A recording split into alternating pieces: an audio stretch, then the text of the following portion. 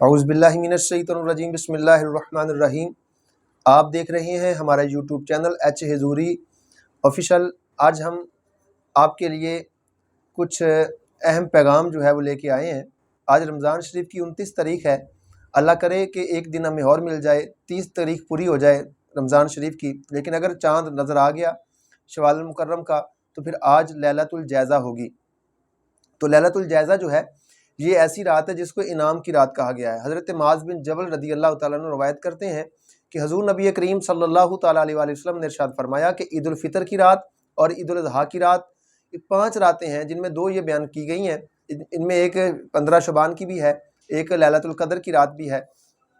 تو اس راتوں میں جو انسان عبادت کرے گا تو اللہ تعالیٰ اس کا دل اس دن بھی زندہ رکھے گا جس دن سب کا دل مر جائے گا۔ تو اس کو انعام والی رات کہا گیا ہے۔ تو ہم کیا کرتے ہیں،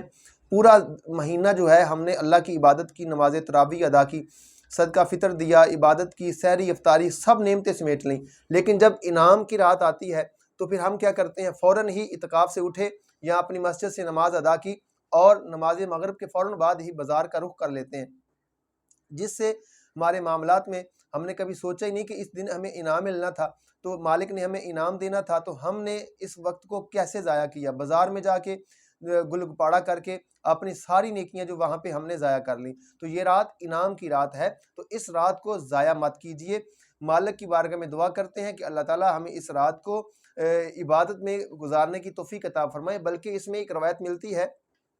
کہ حضور نبی کریم صلی اللہ علیہ وآلہ وسلم لیلۃ الجائزہ کی رات، وہ اعتکاف جہاں پہ سرکار بیٹھا کرتے تھے وہ رات وہیں پہ گزارا کرتے تھے۔ تو ہمیں یہ کوشش کرنی چاہیے کہ جہاں پہ ہم اتفاق بیٹھے اعتکاف کیا ہے ہم نے، تو روزہ افطار کریں، دوست احباب کو مل کے جو ہے نماز عشاء ادا کریں اور پھر وہیں پہ آ کے ہم اس رات مالک کی بارگاہ میں عبادت کریں، کیونکہ یہ لیلۃ الجائزہ ہے، اس میں انعام ملنا ہے۔ تو دیکھیں نا، انسان پورا مہینہ جو ہے کسی فیکٹری میں کام کرے، کسی دکان پہ کام کرے، کسی کے ہاں نوکری کرے، لیکن جب پورے مہینے کے بعد اس کو سیلری ملنی ہے، اس کو انعام ملنا ہے، اس کو نوکری پیمنٹ ملنی ہے، اس کی تنخواہ ملنی ہے، پے اس کو ادا ہونی ہے، تو اس دن وہ چھٹی کر لے اور پھر مالک سے گلہ کرے کہ آج مجھے آپ نے پے نہیں دی، آج مجھے آپ نے تنخواہ نہیں دی، میرا معاوضہ نہیں دیا، تو پھر مالک کہے گا بھئی ہم تو بانٹ رہے تھے بیٹھے، ہم تو دے رہے تھے، چھٹی پہ تو تھا۔ تو یہ رات جو ہے جتنی ہم نے مہینے میں عبادت کی ہے، اس رات اللہ نے ہمیں انعام دینا تھا، تو آج ہم نے وہ رات جو ہے وہ سو کے گزار لی۔ پورا مہینہ جہاں پہ ہم عبادت کرتے ہیں، دیکھیے نا، ہم عید کی خوشی میں کپڑے جو ہے وہ خریداری کرتے ہیں، جوتے لیتے ہیں، بازار میں شاپنگ کرتے ہیں۔ تو عید جو ہے وہ نئے کپڑے پہننے کا نام نہیں ہے، عید جو ہے وہ نئے جوتے پہننے کا نام نہیں ہے، رشتہ داروں کو ملنے کا نام نہیں، بلکہ عید تو اس کا نام ہے جس کے روزے قبول ہو گئے، جس کا صدقہ فطر قبول ہو گیا، جس کی عبادت مالک کی بارگاہ میں قبول ہو گئی، اور عید اس کے لیے ہے جو پلسرات سے سلامت گزر گیا۔ حضرت سیدنا عمر فاروق اعظم 25 لاکھ مربع میل کے فرما روا ہیں، آپ گھر میں جائے نماز کے اوپر، مصلی کے اوپر سجدہ کی حالت میں رو رہے ہیں، بیٹے باہر سے آتے ہیں، عرض کرتے ہیں ابا حضور، اے ہمارے والد محترم، لوگ باہر عید کی خوشیاں منا رہے ہیں اور آپ جائے نماز پہ بیٹھے آنسو بہا رہے ہیں، وجہ کیا ہے؟ کیا تکلیف ہوئی آپ کو کہ آپ نے یہ معاملہ ایسا شروع کر دیا؟ تو عرض کیا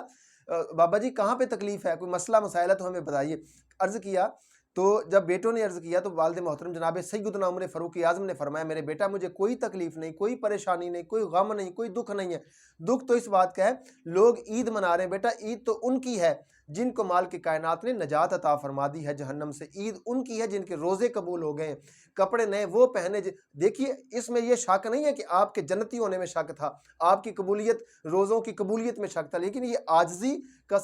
کسر نفسی جو تھی آپ کی اتنی تھی کہ مالک کی بارگاہ میں عرض کرتے تھے مولا کاش کہ تو ہمیں دنیا میں بشارت دے دے، ہمارے روزے قبول ہو، ہماری تراویح قبول ہو، ہمارا صدقہ فطر، نیکیاں قبول، نیکیاں تو ان کی یقیناً قبول ہے، روزے یقیناً قبول ہے، لیکن پھر بھی عاجزی اتنی، یہ ہمیں سبق دیا جا رہا ہے کہ جہاں پہ ہم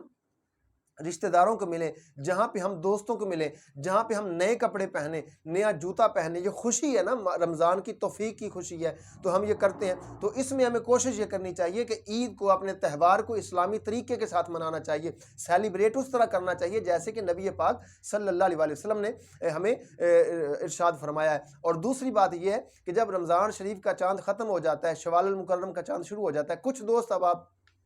نماز عید الفطر کے لیے نہیں آتے، اس میں بھی بڑی ہمارے لیے نجات کی بات ہے۔ حضور فرماتے ہیں جو عید الفطر کے دن ہماری عیدگاہ کی طرف آیا اور عید الفطر کی نماز ادا کی یا عید الاضحیٰ کی نماز ادا کی اور اس کے بعد واپس لوٹا، تو وہ ایسے ہی ہے جیسے گناہ لے کر آیا، گناہ گار آیا، اور واپس جو جب پلٹتا ہے تو ایسے پلٹ جاتا ہے جیسے اس نے گناہ کیا ہی کوئی نہیں۔ تو بعض دوست اب آپ کہتے ہیں جی ہم نے روزے نہیں رکھے تو عید کیوں پڑھے؟ بھئی عید الگ عبادت ہے، روزے الگ عبادت ہے، تراویح الگ عبادت ہے۔ جو مالک نے جس چیز کی توفیق دی ہے اس کو ضائع تو نہیں کرنا چاہیے۔ تو عید الفطر کے دن ہمیں گل گپاڑے کی بجائے مالک کی بارگاہ میں شکرانے کے نفل ادا کرنے چاہیے،